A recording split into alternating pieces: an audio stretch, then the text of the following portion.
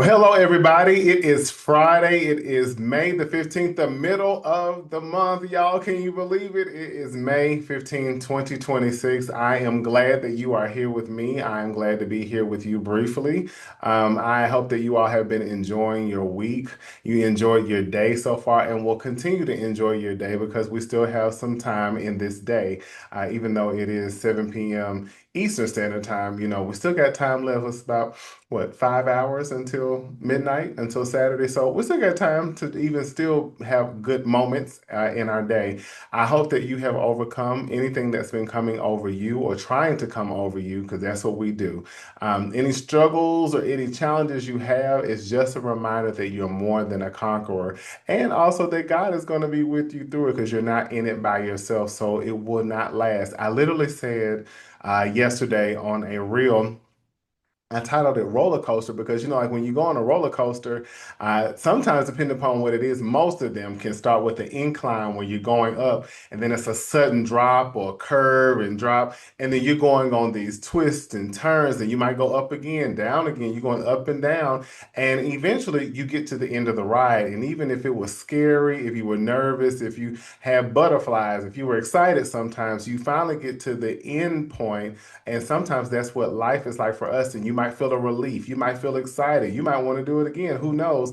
Or you prepare for the next roller coaster, which is like our lives. We go from a roller coaster to another one. But there's always some level of excitement. There's always some level of relief. There might be some scary parts about it, and that can be parallel to our lives. But what am I saying all of that to say? I can't even remember what my point was. Now I'm thinking about wanting to go get on a roller coaster. I do love to get on roller coasters, and it's been a little minute, so I think it's time for me to do that. But I think I was tying that into just having challenges and things. We overcome things, and we are more than conquerors, and we're not alone in things. And you're going through tough times or challenges right now. It's not going to always be that way. Will you always have certain levels of challenges? Absolutely. But that's because you're getting better, you're getting stronger, your faith is being stretched, your trust is being stretched. So I want to jump right into something today. If this is your first time watching, I want to say welcome here to the Inspiration Station. The Inspiration Station, none other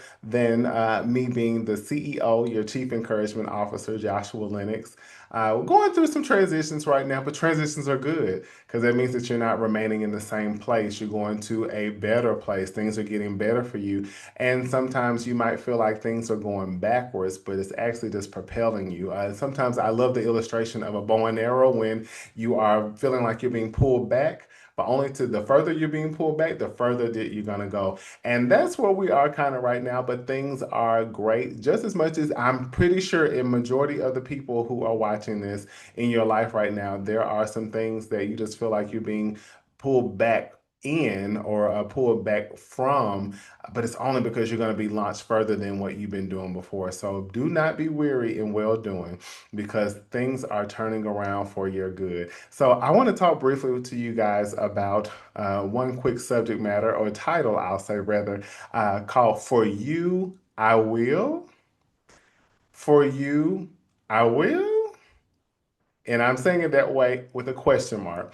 There's a wonderful song from the 90s by Monica, the artist Monica, Love, Love Monica, as she was singing, I think it was for the Space Jam soundtrack, but called For You I Will. And basically, the song is about a person speaking about what they will do for somebody, the lengths that they will go to. I will cross the ocean for you. I will go and bring you the moon. I will be your hero, your strength, anything you need. That's just one part of the chorus. And it's like, you listen to the song and, you think about in your life, where and who have you been to others as far as how much you extend yourself, how much access you give. You can be a person who's very generous, you're very loving, you're very compassionate, you're a supporter, you're an encourager, you motivate, you inspire, you're always present, you're reliable, you're dependable. People can call on you and they know that they can count on you without the shadow of a doubt. You're faithful, you're loyal, and you're always present. So those are great benefits about you. But how many times have you extended all of those things to people and it's not been reciprocated? I remember as a clip of Whitney Houston when she was opening for Luther Vandross when she released her first album, and she was speaking to the crowd when the music was breaking down, and she was just kind of jamming and being Whitney, and she told the audience, "If you give me some of you, then I'll give you all of me." And it's like when you think about your own life, how has that been something that you have perpetuated that somebody or people, or maybe your job, maybe people at your church, maybe just people in general, your peers, your friends, where you are romantic relationships, and maybe even in your marriages or anything like that, where you have that person has given you breadcrumbs. So just they give you a little bit, but you give them 100% full throttle. And it's like, wait a minute, that's kind of lopsided. That's a one-way street as well. Now, let me keep in mind, let me reiterate something that will implement something that just because a person is not gonna give you, actually, let me rephrase that. A person is not gonna give you exactly who you are. There's nobody else like you in the world. There's nobody else that can be you.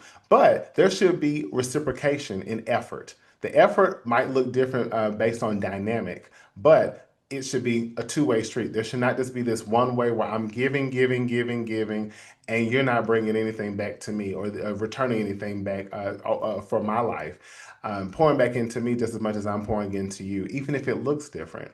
I like to say too, you'll cross the ocean for somebody who will barely cross the street for you. And you have to pay attention to that because it's like, I don't want to overextend myself because then that it causes me to actually be a doormat. I'm being taken advantage of, I'm being used. And if I continue to allow it, I'm just teaching the person that that's okay. And this is something that I'm all right with tolerating. So we have to raise our standards in boundaries. As I've talked many times before about keeping boundaries where some people just don't get a certain level of access to you.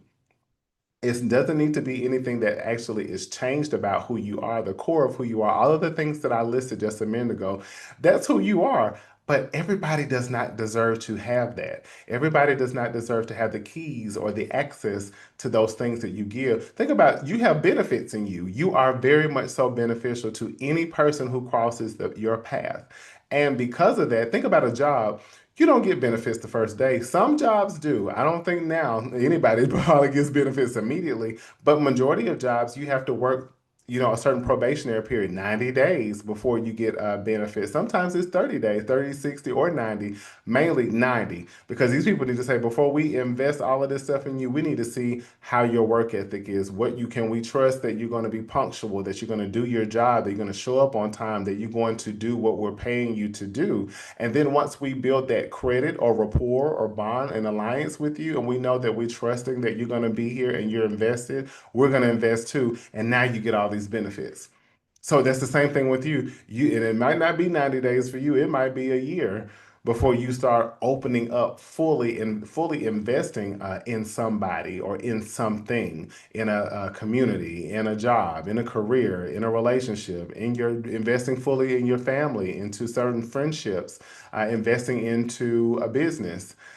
Certain things you need to see first before you say, okay, I think I have enough buy-in. So, all right, let me open up certain areas of my life. And also, maybe along the lines, I'm testing this person, not like you're being malicious, but like, let me see how they handle this. So let me see how long they stay consistent. Let me see how long they still show up. Let me see how communicative they can be. Let me see how they are still being present, even though I'm not giving them so much right away. So, that song for you I will, it just struck that in me, and I was thinking I forgot about it, and then it came back up and I was like, Lord, what am I supposed to be talking about? And I was like, oh, for you I will, because sometimes we give too much of ourselves to people who are not deserving.